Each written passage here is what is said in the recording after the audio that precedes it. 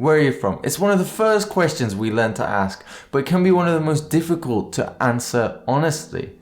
Maybe you want to know why.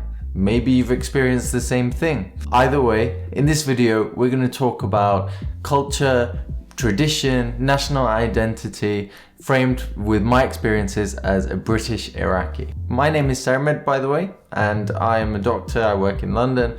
I usually make videos about health or whatever I and hopefully you find important at the time. If that's something you want to follow and you think it'd be useful for you, then stick around, hit sub, and you'll get notified when I post new videos, especially if you put the notification button to all.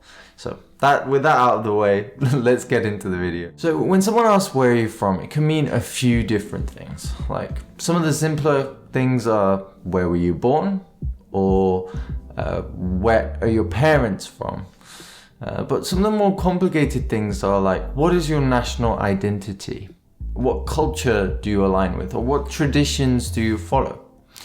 So I'm going to go through those in much more detail here and split the video into 3 sections. So the first, we'll talk about national identity. Nationality, national identity, countries are very much an artificial, man-made construct, as powerful as they are. And to see the power, you just have to look at the World Cup. When your team is playing and you score, then everyone erupts into a roar. We saw that most recently. Actually, I live very close to Wembley Stadium, and you could hear the roar from the stadium when England scored right at the beginning of the final, from literally a mile away. So people see their country as extensions of themselves, but where does that national identity really come from? Well, if we look back in history, you had the medieval ages and afterwards the early modern era between 1500s and the early 1800s. And there were a few changes to societies that happened in this time which created this national identity, made it necessary to align with the flag. So some of those changes were that people were moving more from the country to the city and they needed a common language to speak. Other things are that you had innovations, things like printing, newspapers, and trains, which made people feel closer together. Other things were the war was raging rampant throughout the world in almost all areas, and governments really needed some common theme to be able to unite people to fight for flag and country. And the last thing is that the governments were actually taking the power away from religious institutions. And if you look, then you can see from this picture that Napoleon was taking this crown from the Pope, which was a very symbolic moment in history. And before that, people were really used to unify themselves around family, religion, clan, those kinds of things, more of a tribal type system. So when democracy came into place and people could then vote for leaders, they began to see their country as an extension of themselves. And so when people go around and they see other people carrying the same flag that they identify with, there's an instant, powerful connection there, even though it's manufactured. And that can be a great thing and it can build bonds, but it can also have negative consequences. You know, things like when we saw with Brexit, having racism and xenophobia, fear of outsiders coming to the actual land. You only got to hear people's conversation if you're on a bus or somewhere like that, you know, over the course of the years, and say, oh, it's all these foreigners coming in. And obviously with Donald Trump in the United States and the racism that happened around there in some of his rallies and taking back our country, you know, these kinds of mentalities do occur from a really strong nationalistic idea. One of the main reasons for that is that people start to confuse national identity with race, religion, language, etc. So even if someone asked me, what is your identity? What is your national identity? I would really find it quite difficult to answer that question. It's very nuanced, because I truly believe that although you should be proud of your heritage, we should also be able to transcend our national allegiances to become kind of citizens of the world, and really just make connections based on things that are real rather than manufactured, like shared values and belief systems and interests. So many of my friends are from all over the world, like India, Spain, Portugal, UK, you name it. And so I truly think that those types of connections are the ones which are more rewarding. But that is very much a personal thing. So for me, I would identify as a British Iraqi who is a citizen of the world, let's say. Now, moving on to culture. We see culture as a collective, something that combines a group of people. But it's important not to forget that the individual is always first, and you can never assume who they are based on what culture they come from. And now culture is very much an intangible thing. And there are many models that try and make it tangible. The way that I like to visualize it is that culture is almost like the blueprint that tells people how to act in particular scenarios. If you have only one cultural identity, then you will have only one blueprint to draw your personality from. But if you have two or more cultures in your background, then you can draw from many of them at the same time, as is the case with me. So there are lots of different models other than that to describe culture. Some of them talk about food, drink, clothing, types of behavior and interactions. And another one is Hofstede's 4 or 5 domains of cultural identity. Back in the 1980s, a guy called Hofstede surveyed thousands of people across many different countries, about 23, and found that they really differed on 4 major criteria. And these things were based on huge societal or anthropological problems that people face. They are: number 1 is inequalities of power. Number 2 is dealing with uncertainty. Number 3 is the relationship with the primary group of the individual. And number 4 is dealing with whether you're born as a male or a female. Now later on, a 5th dimension was added because Hofstede did some more research and found that actually there's a value called long-term orientations, whether you find yourself prioritizing now and enjoyment, or kind of moving to the future and future gratification in the sacrifice of current pleasure. And the reason why he felt so strongly about adding that is that domain actually corresponded to a nation's growth. And so back in the 1980s, he actually predicted, based on the long-term orientation of China, even though they were a poor country at the time, that they would go and join the current 5 dragons, his name for the superpowers of the world, and become 6th dragon by getting economic prosperity. And his prophecy came true, and obviously China has developed hugely over time and owe it to this kind of ideology, which they draw from a lot of philosophical background in Chinese culture. Now later on, with the financial crisis and all those kinds of things, the long-term orientation of a country started to correspond less to its economic prosperity, and there were other things like whether they allow women into the workplace, freedom of expression, which started to correspond more and more as times went from the 2000s onwards.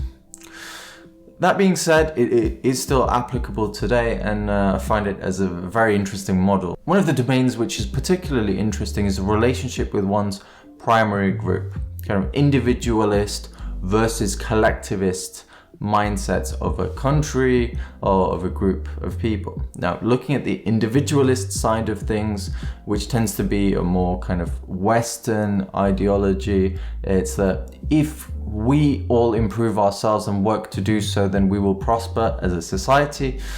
Team working tends to be more optional rather than required, but these kinds of ideologies tend to have lower levels of racism and xenophobia, and they don't suffer from the us versus them mindset, and are more tolerant.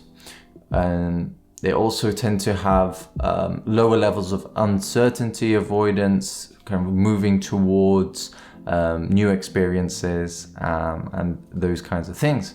And then moving towards collectivist type mindset, which is kind of, if we all look after each other, then we will thrive as a society. It tends to create an us versus them ideology. They tend to be much better at team working, and it also is more associated with women as well as religious groups. But they tend to also have lower levels of tolerance and higher levels of xenophobia, and it's more of an Eastern type mindset.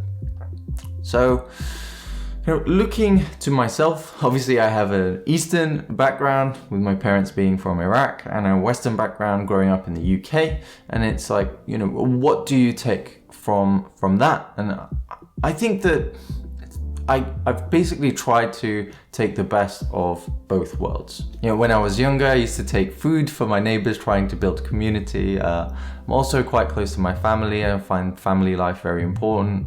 And I really have the hospitality of the Arabs. Like, I run an Airbnb now, and I actually get real satisfaction from kind of guests coming and staying and kind of being happy with their reviews. I also have the Arabic language, which has stayed with me, the love of food, and also the focus on education and a desire to create some kind of impact in the world. I feel is also very much an Iraqi type of mindset. And some of the things I've taken from more Western culture are things like the more individualistic traits. Things like self-improvement books, and also suppression of emotions, and you've also got low uncertainty avoidance, so you're seeking out new experiences. Things like extreme sports, love of travel, snowboarding, those kinds of things.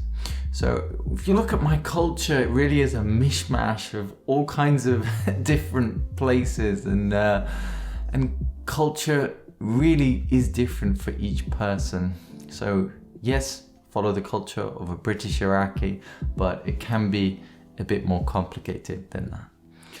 Finally, we come on to tradition. So what is tradition? Well, it's the handing down of customs and beliefs from generation to generation.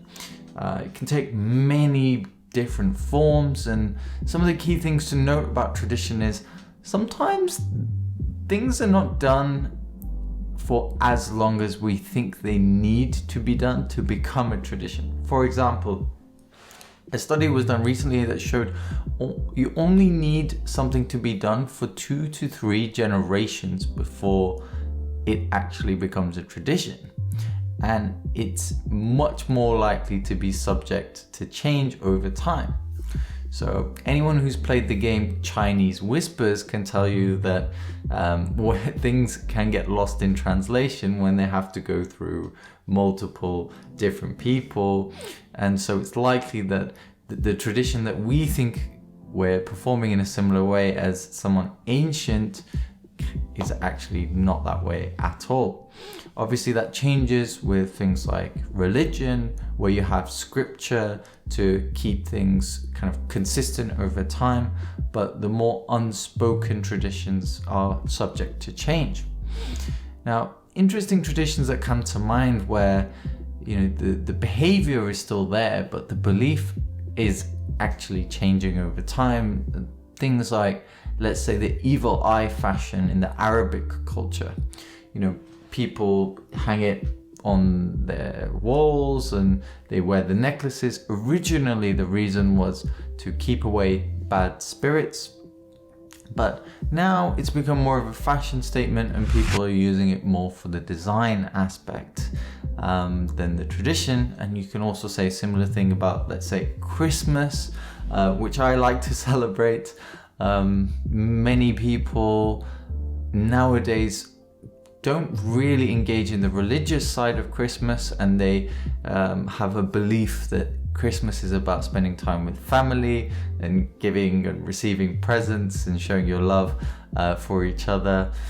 While before it was more traditional about the birth of Jesus and all of that.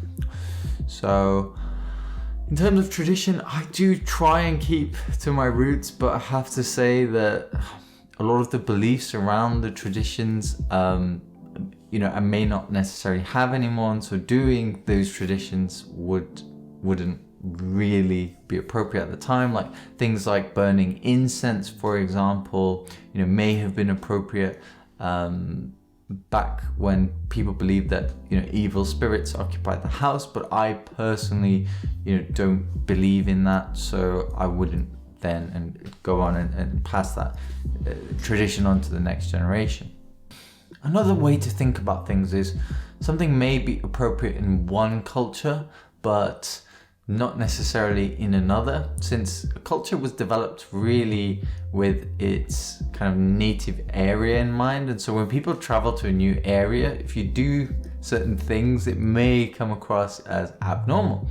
So let's say, in Arabic culture, it's very normal for men to be very touchy with each other. You shake hands, you kiss each other twice on the cheek, and it's all love, to be honest. And now, if you do that in Western culture, first of all, you're not even allowed to shake hands with COVID. But even before that, if you start kissing men, it can be seen as a little bit too effusive and too loving.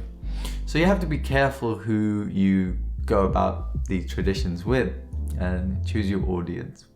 So, if I'm with some friends who are Iraqi and that kind of things, I may go ahead and do that because I know that they understand and they see it as normal in their community. But, if I'm with English friends, I may not necessarily go and kiss them on the cheek unless they've done something huge for me. And in that case, why not? Other things are like things like segregation of sexes in Iraqi culture, which is quite normal. But, in the UK, which is much more kind of liberal and open country, that wouldn't be seen as appropriate. So then if you look at English and British tradition, there are a few things there, things like Sunday roast, which I do try and do every now and then, but don't stick to religiously. Other things I don't really follow are things like football, following those games religiously and going to the matches. I have to say, I wish I had time, but I just don't, and I'm also not too interested in it. I'll watch the highlights online. If Cristiano Ronaldo scored a great goal, I will know about it, but otherwise I prefer to always play than watch. And also things like bonfire night and Guy Fawkes and all that stuff.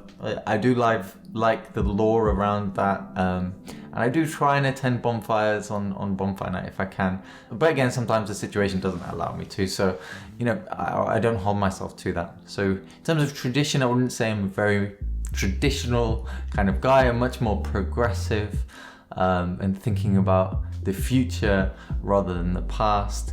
And to be honest, maybe that's a sign of a generation rather than a particular culture. But again, that's why I do find it difficult if someone say like, what traditions do you follow? Because to be honest, I don't follow any of them too religiously, if that makes sense. So in summary, where are you from can be a much more difficult question to answer than expected. And it does need a bit of clarification. And it still can be complex even after that, with issues around identity, culture, traditions being so kind of nuanced and different for each person, that actually we really shouldn't assume anything about anyone, and we should just allow them to kind of give what they feel comfortable giving, and if you think the person's open to clarification, then why not? But always feel free to ask the question. If it's asked in a non-judgmental, kind of friendly way, then it will be reciprocated, I am sure. So that's been the end of the video. I know it's very different to what my usual ones are, but I hope you've enjoyed it. If you learned something, then feel free to give me a like down below and drop your comments about what your experience is with where are you from. You know, what kind of problems do you have in answering the question? I would love to hear from you. Let's get a discussion going in the comment section. I will be watching. And if you want something lighter after this heavy topic, then please check out my video on somewhere here about the antibiotics for common cold, which I made with my sister. Enjoy, and I'll see you in the next one. Take care. Peace out.